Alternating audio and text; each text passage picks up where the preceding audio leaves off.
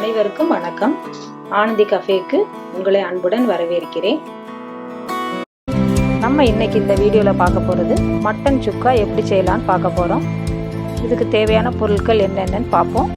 இதுக்கு நான் முதல்ல 300 மட்டனை கட் பண்ணி எடுத்து வச்சுருக்கேன். அதுக்கடுத்து 1/4 கிலோ வெங்காயம் எடுத்து வச்சுருக்கேன். அடுத்து பார்த்திங்கன்னா ஒரு சின்ன தக்காளியை கட் பண்ணி எடுத்து வச்சுருக்கேன். இப்போ இதுக்கு வேண்டிய நம்ம மசாலாவை ரெடி பண்ணிக்கிறோம். இதுக்கு அடுப்பில் வந்து ஒரு எண்ணெய் வச்சுருக்கேன். இதில் 1 டீஸ்பூன் மிளகு சேர்த்துக்கிறேன். 1/2 டீஸ்பூன் சீரகம் சேர்த்து இந்த ரெண்டையும் நான் லேசாக சூடாகிற வரைக்கும் நம்ம வறுத்து எடுத்துக்கிறேன். இதை வறுக்கணும்னு அவசியம் இல்லை. மிக்சியில் போட்டால் நல்லா திரிச்சு தரணுங்கிறதுக்காண்டி தான் நான் லேசாக சூடு பண்ணியிருக்கேன். இப்போ இது ரெண்டையும் மிக்சியில் எடுத்து பொடி பண்ணி எடுத்து வச்சுருக்கேன். இது கூடயே 1 டீஸ்பூன் வத்தல் தூள் சேர்த்து அதையும் நான் சேர்த்து பொடி பண்ணி எடுத்து வச்சுக்கிறேன். இப்போ நம்ம மட்டன் சுக்கா ரெடி பண்ண போகிறோம். இப்போ இதுக்கு அடுப்பில் ஒரு குக்கரை எடுத்து வச்சுருக்கேன். இதில் 4 டேபிள் ஸ்பூன் எண்ணெய் சேர்த்துக்கிறேன். இப்போ இந்த எண்ணெய் லேசாக சூடானதும் கொஞ்சமாக நம்ம இஞ்சி பேஸ்ட்டு சேர்க்குறோம்.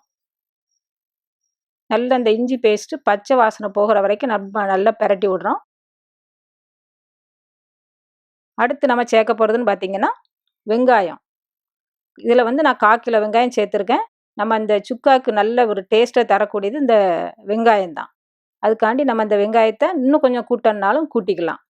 இப்போ இந்த வெங்காயத்தை போட்டு லேசாக பிரட்டி விடுறேன். வெங்காயம் நல்லா வதங்கணும். வெங்காயம் பொன்னிறமாக ஆகி நல்ல கலர் மாதிரி வர்ற வரைக்கும் நம்ம லேசாக வதக்கி விடுறோம். இது வதங்கின கொஞ்ச நேரத்தில் நம்ம கட் பண்ணி வச்சுருக்கிற தக்காளி சேர்க்குறோம். இந்த தக்காளியை நல்லா நம்ம பிரட்டி விட்டு நல்லா மசிச்சு விடுறோம். தக்காளி நல்லா மசிஞ்சதும் மட்டனை க்ளீன் பண்ணி வச்சுருக்கிறத நம்ம இந்த வெங்காயத்து கூட சேர்த்து நல்லா பிரட்டி விடுறோம். இப்போ பார்த்தீங்கன்னா என்னுடைய மட்டன் வந்து இளம் ஆட்டுக்கறி, அதனால் நான் வந்து டைரெக்டாக இப்போ சுக்கா செய்ய வந்துட்டேன். இப்போ நீங்கள் உங்களுடைய மட்டன் வந்து கொஞ்சம் ரஃப்பாக தெரிஞ்சதுன்னா குக்கரில் வந்து 1/2 டம்ளர் தண்ணி சேர்த்து உங்களுடைய மட்டனையும் சேர்த்து 4 விசில் விட்டு வேக வச்சு எடுத்த பிறகு நீங்கள் வந்து இந்த சுக்கா செய்கிறதுக்கு வரணும். நம்ம மட்டனை சேர்த்ததும் பார்த்தீங்கன்னா கொஞ்சம் தண்ணி லேசாக வருது. நம்ம தண்ணி சேர்க்கலை, ஆனாலும் இந்த மட்டனில் உள்ள தண்ணி நமக்கு தெரியுது. இந்த தண்ணி வத்துற வரைக்கும் நம்ம நல்லா பிரட்டி விடுறோம். இப்போ நம்ம இதில் ஒரு 1/4 டீஸ்பூன் மஞ்சள் தூள் சேர்க்குறோம். மஞ்சள் தூள் சேர்த்த கொஞ்ச நேரத்தில் நம்ம அரைச்சி வச்சுருக்கிற மிளகு பொடியை சேர்க்குறோம். மிளகு, சீரகம், வத்தல் 3ஐயும் நம்ம திரிச்சு வச்சுருக்கிற பொடியை இதில் சேர்த்துக்கிறோம். சுக்காக்கு வேண்டிய எல்லாத்தையும் நம்ம சேர்த்துருக்கோம். சேர்த்து நல்லா பிரட்டி விடுறோம். கொஞ்சம் இதுக்கு தேவையான உப்பு சேர்க்குறோம். உப்பு பார்த்திங்கன்னா இதில் 1/2 டீஸ்பூன் உப்பு சேர்க்குறேன். உங்களுக்கு தேவையான உப்பை நீங்கள் சேர்த்துக்கலாம்.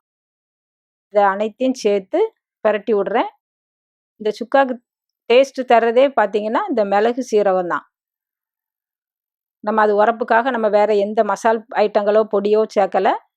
லேசான ஒரு கலருக்காகத்தான் அந்த வத்தல் பொடியை சேர்த்துருக்கோம். சீரக பொடியும் மிளகு பொடியும் நீங்கள் உங்களுடைய காரத்துக்கு தகுந்த மாதிரிக்கு நீங்கள் கூட கொஞ்சம் சேர்த்துக்கலாம். இப்போ இந்த மட்டன் வந்து இதுலேயே இப்போ கால்வாசி வெந்திருக்கும். ஆனால் நமக்கு இன்னும் கொஞ்சம் வேக்காடு கொடுக்கறதுக்காக இதில் வந்து 1/2 டம்ளர் தண்ணி இல்லைன்னா 3/4 டம்ளர் தண்ணி சேர்த்து நல்லா கிண்டி விட்டு இந்த குக்கருக்கு மூடி போட்டு குண்டு போடுறோம். அடுப்பை வந்து மீடியம் ஃப்ளேமில் வச்சு வேக வைங்க. விசில் சத்தம் 4லேருந்து 5 விசில் சத்தம் வரணும்.